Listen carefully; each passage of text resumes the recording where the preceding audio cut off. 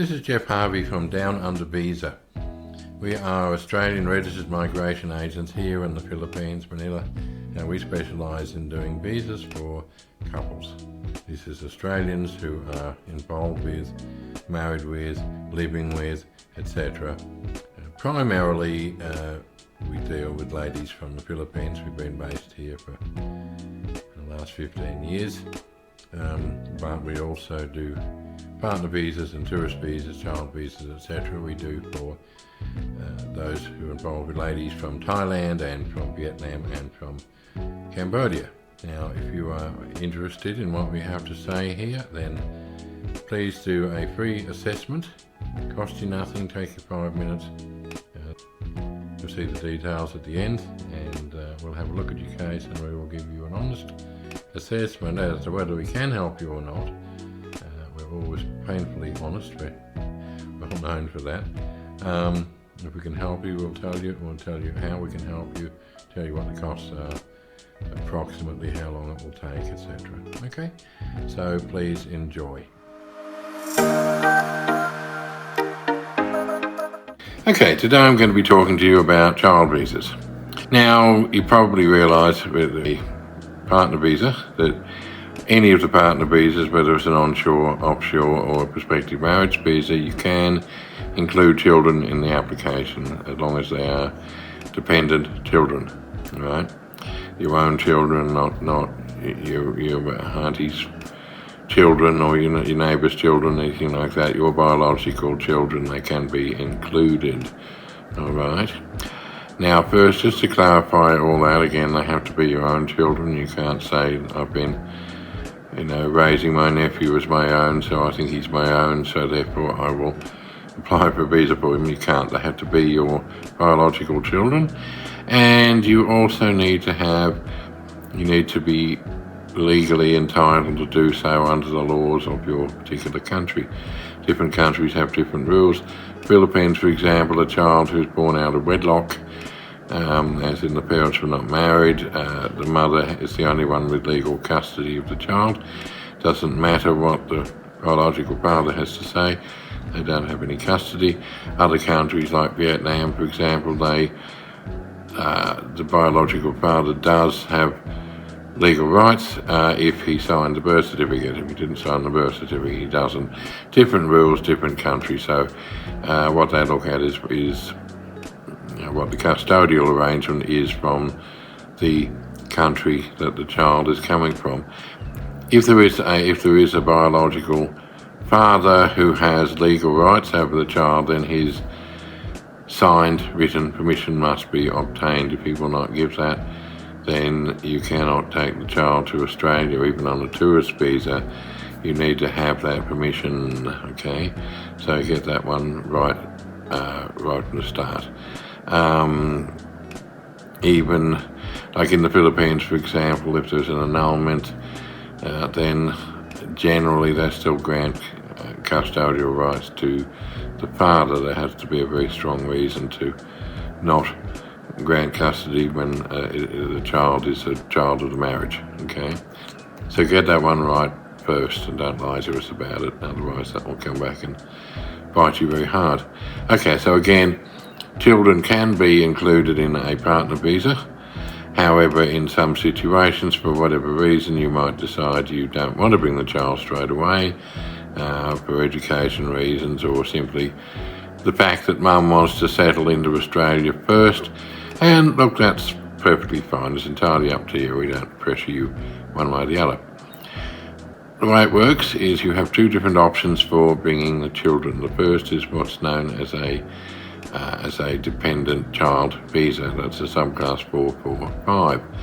That can be applied for either inside Australia or outside Australia. Now, that can be applied for when the mum has a temporary partner visa, like a Subclass 820 for onshore, Subclass 309 for offshore. Once she has that, then she can apply for Subclass 445. The child can travel to Australia.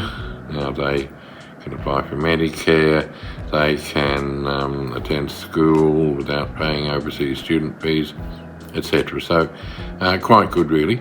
Now, with a dependent child visa, okay, it's not quite a permanent visa.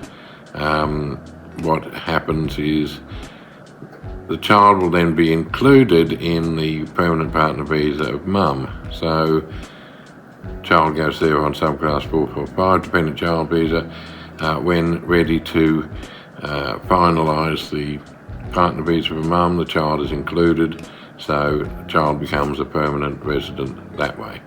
Okay, so that's the dependent child visa.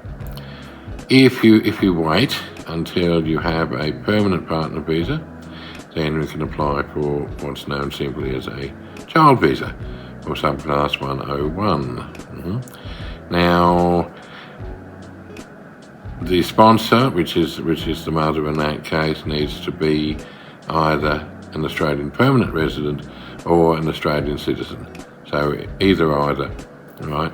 Now that is a permanent visa. When the child arrives in Australia, they are a permanent resident of Australia. They're there for as long as they want to be. They don't have to leave. There's nothing, not tied to anything at all. They can arrive, they can do what they want, they can work, they can study, they can certainly apply for Medicare, do all that sort of thing. So pretty good deal. Okay, now what you need to understand for both of those is the definition of a dependent child, and this is absolutely critical because you mess this up, or hormone enraged teenager messes this up, right?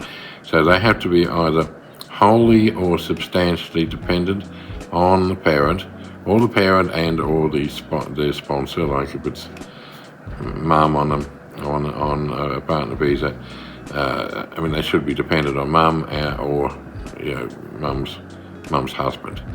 Okay, so that means they can be getting some help from somebody else, but they should be getting most of it from the parent who is sponsoring them. Okay, so if you've had nothing to do with your child for years, don't think you can suddenly apply for some sort of child visa for them as your dependent. The idea they can come to Australia because you are saying, hey, this kid is dependent on me.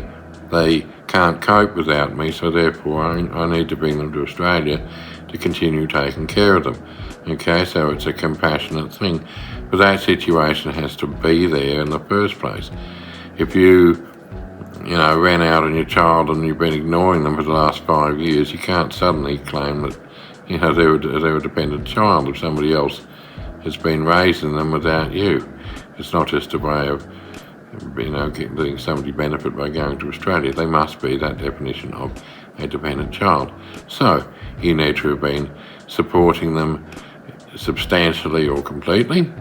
Right? They should still be living in the family home. If they've packed up and moved out somewhere and they're living independently, well, they ain't a dependent child. All right.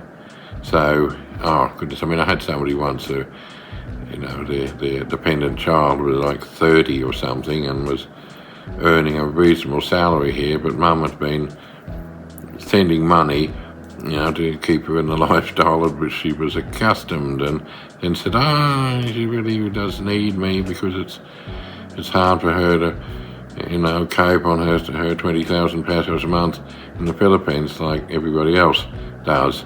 I said, no, I'm sorry, that's not a dependent child. All right.